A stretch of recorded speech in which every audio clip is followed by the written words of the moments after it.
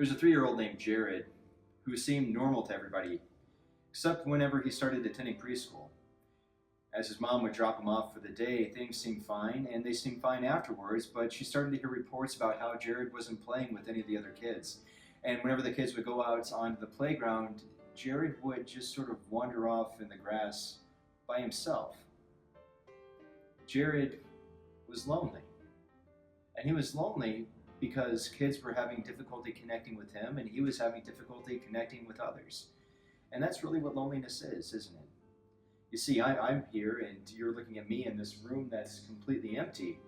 But the truth is, of course, I could be alone in a room that's full of people. I could be alone surrounded by the people who are closest to me, because the thing that makes me lonely is whether or not I can connect, talk, share, feel like I'm being heard, and hear from others. And if that's not going on, then yeah, I'm lonely.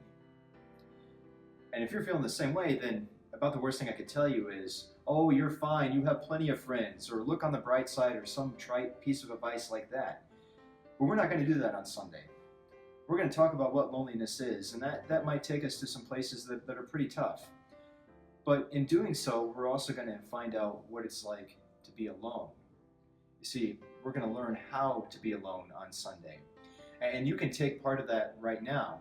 In fact, what I'd like you to do, if you can, is post on the comments below a prayer that you prayed that helped you when you were feeling alone or lonely.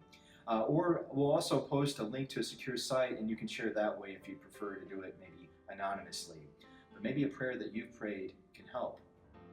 And as we get closer to Sunday, another thought to think about before we gather for worship is this, is that Christ felt that loneliness, being disconnected from others, his disciples, his family, and even from his Father.